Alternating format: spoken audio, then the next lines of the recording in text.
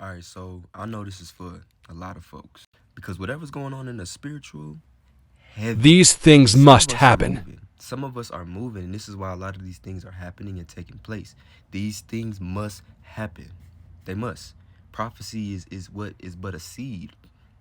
Thank you, Holy Spirit. Prophecy is sometimes a lot of times we only get just a little piece of what God is doing. He'll drop a vision. He'll drop a word. He'll drop a situation, whatever, right? But for those who this is for, the enemy been setting some traps for you. And the funny thing is, he keep checking up on you, right? He keep checking, or they keep checking to see if you fell in them traps. And the funny thing is, Daniel, if you do fall into the trap, God will make sure that you protected, that you in position, while he work on what the outside. And the funny thing is, God will use the same trap that they set for you, they'll fall in.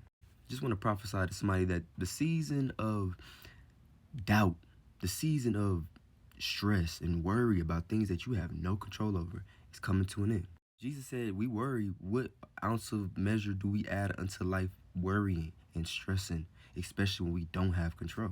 So now somebody's worried about what the enemy gonna do to you, and God is saying, stop, get with me, and let me work, and let me move. God fights our battles, right?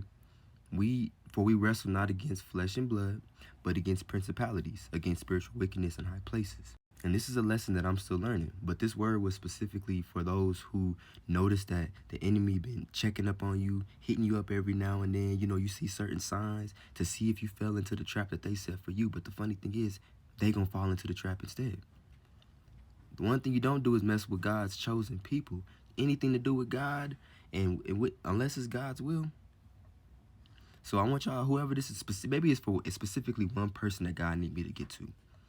Keep pushing. Get your rest. Make sure you pray and stay woke. Because the word Jesus does say, he says to watch and pray. You know, watch and pray. Not telling you to not sleep and all them things, but I am telling you to watch and pray. Continue on your relationship and connection and communication with God. He ain't gonna never fail you. But make sure that you're watching. You feel me? Y'all stay blessed.